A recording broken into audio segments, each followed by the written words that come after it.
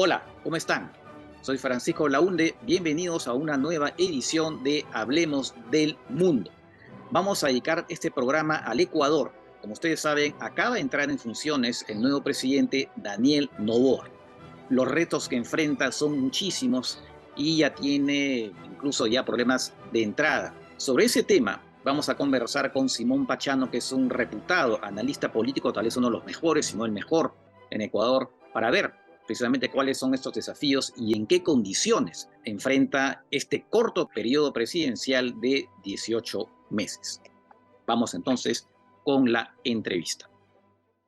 Hablemos del Mundo es auspiciado por Teje Láser Oftálmica. Teje Láser Oftálmica, comprometidos con tu visión.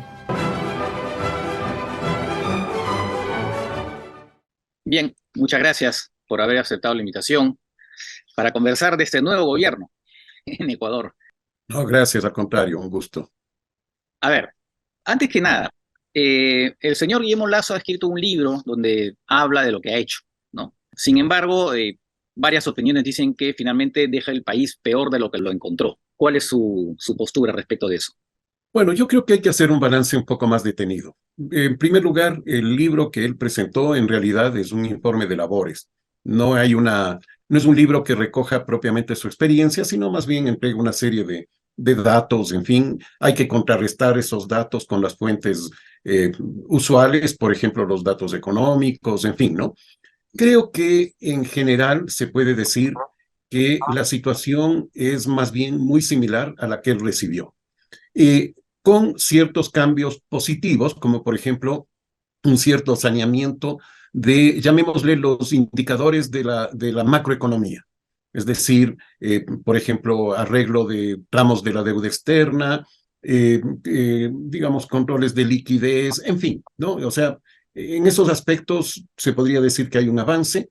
Hay un avance importante en lo social, que es el inicio de un programa agresivo, por ponerle un adjetivo, para combatir a la desnutrición infantil, la desnutrición crónica infantil, que ha avanzado poco, pero es una buena semilla que deja sembrado.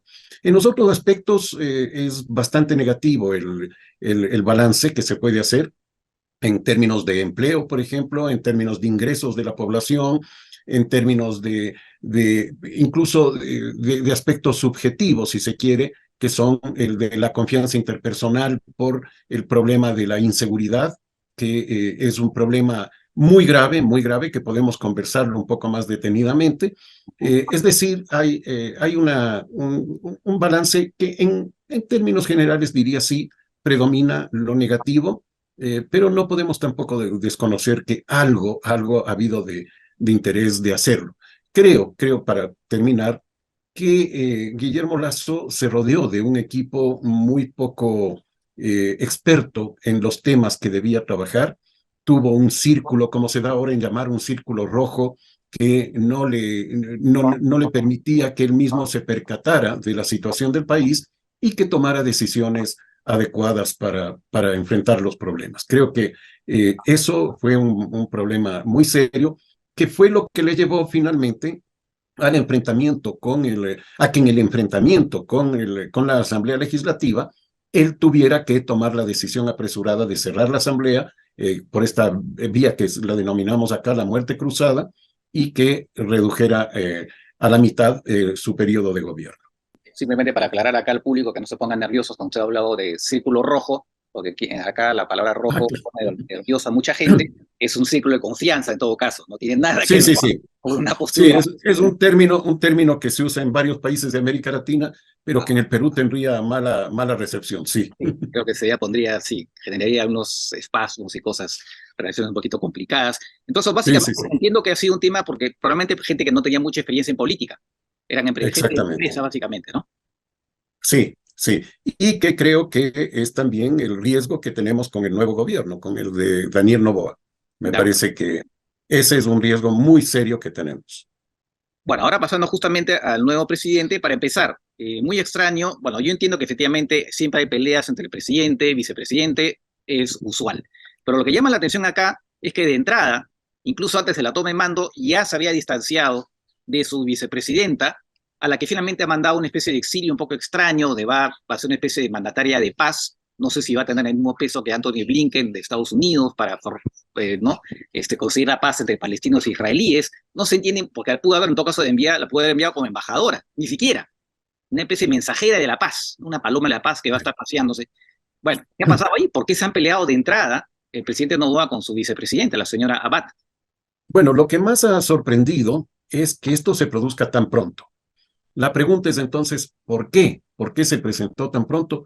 Yo creo que la respuesta fácil es porque ni siquiera se conocían entre ellos cuando fueron candidatos.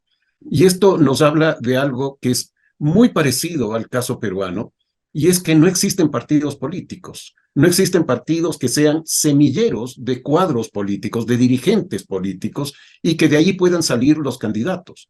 Daniel Noboa acudió a buscar un nombre de algún partido por ahí y encontró este que se llama ADN, que tal vez le hacía juego con sus iniciales, DN, ¿no? De Daniel Noboa, y bueno, se cobijó bajo él y el partido, me imagino, que es el que seleccionó a esta señora como candidata a vicepresidenta.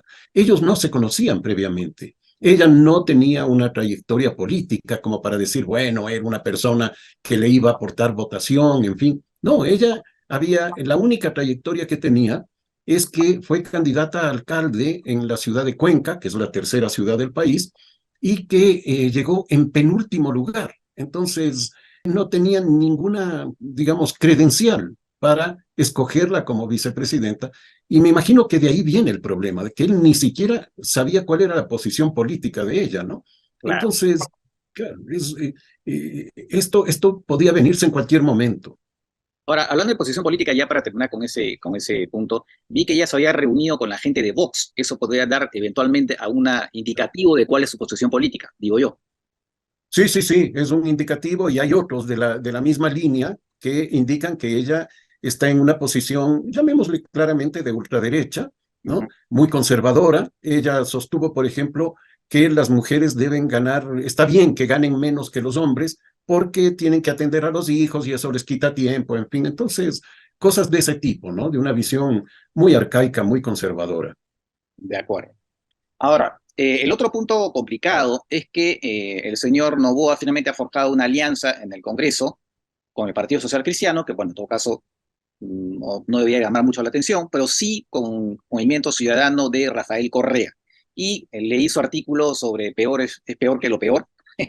Sí, claro, usted decía, bueno, es una alianza que no tiene una cosa programática detrás, sino que es una cosa opaca, ¿no? Y muchos temen que sea en el fondo una alianza que va a, digamos, favorecer un poco la búsqueda de impunidad por parte del propio Correa y de su gente. ¿Qué se puede esperar de esa alianza? Sí, bueno, yo creo que ese es el objetivo fundamental de Rafael Correa y su gente. Sí, ese es el objetivo de la alianza, eso está muy claro. El primer paso ya lo dieron hace 2 días con la presentación de una propuesta de juicio a la fiscal general de la Nación, ¿no? Un caso parecido al de Perú, aunque bueno, con otros matices, otras connotaciones.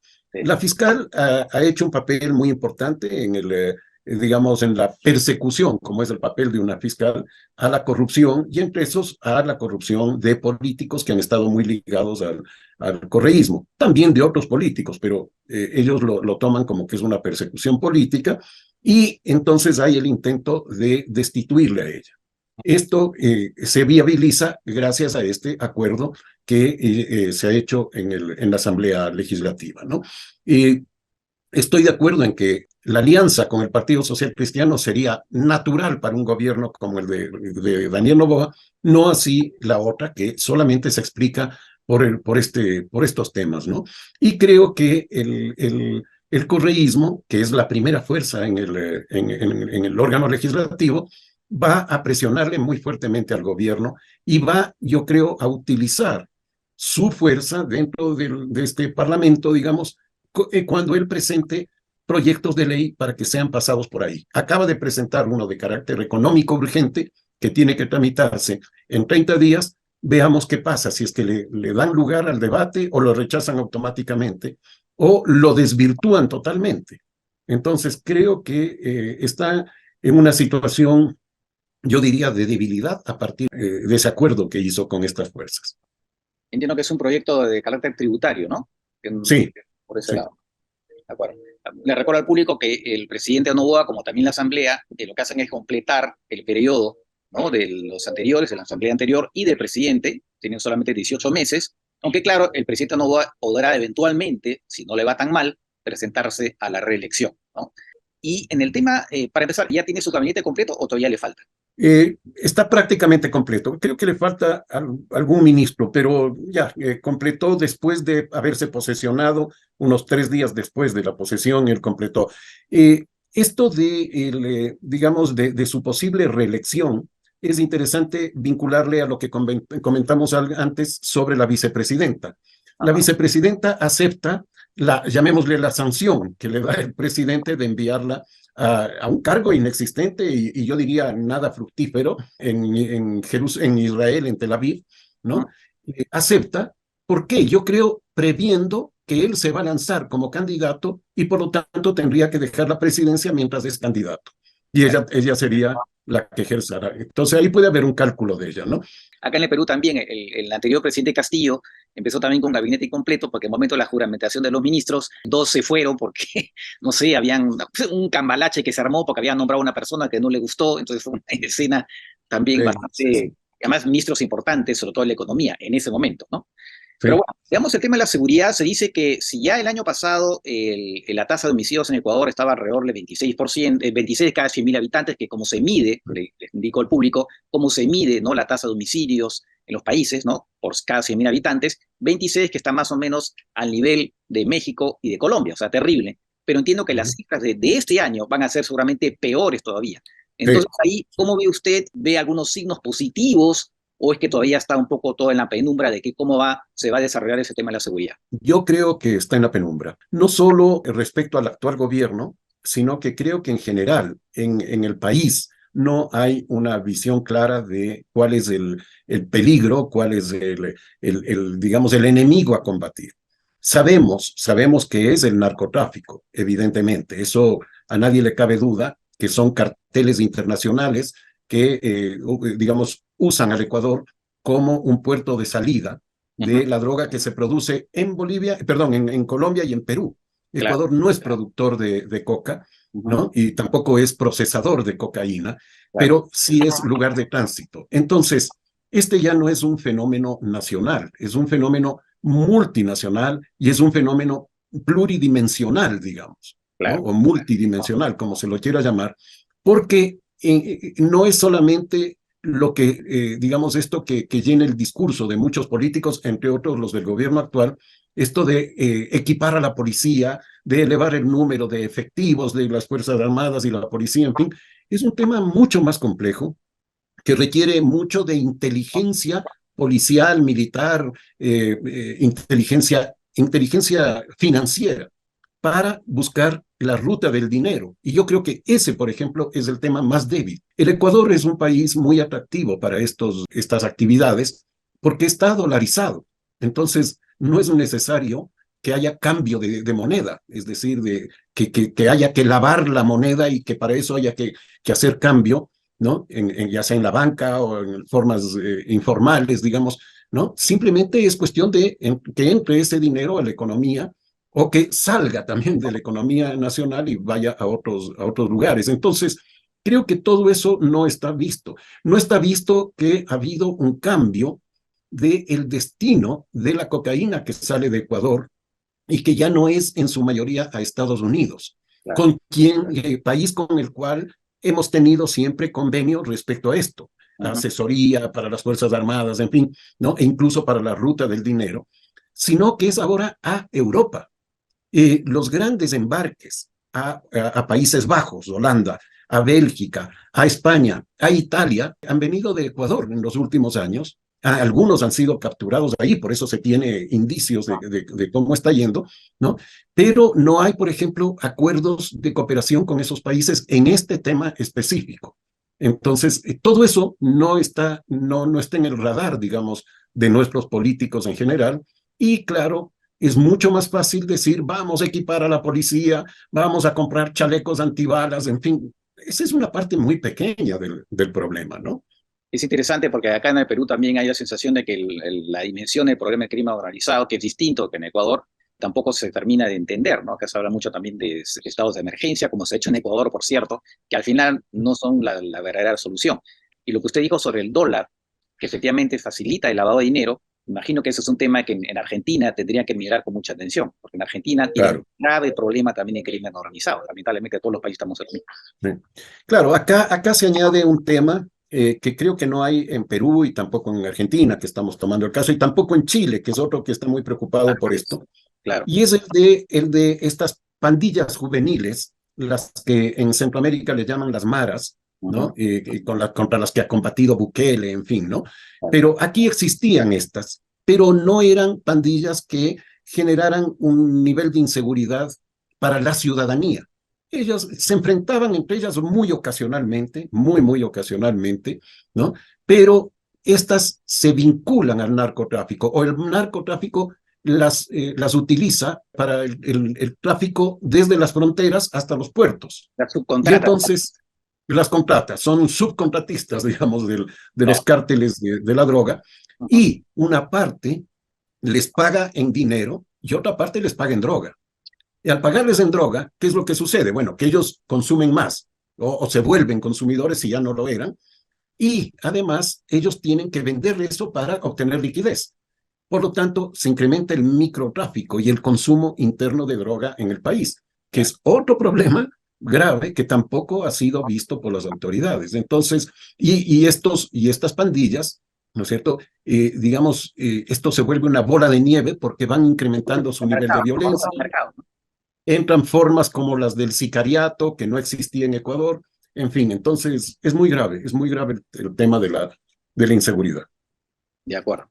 Bueno, en realidad tenemos para hablar muchísimo, pero como usted sabe, hay un momento que tenemos que cortar. Quizá una sola cosa, Sí, última, digamos, vinculando con lo que hemos conversado. sí, Creo que tanto en Perú como en Ecuador nos debe preocupar enormemente esto de que no tengamos partidos políticos, ¿no?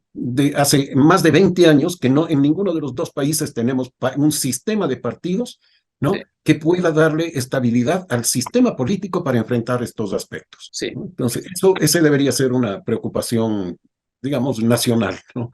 Pero Muy- bueno, muchas gracias y ha sido un gusto como siempre. Igualmente. Muchas gracias.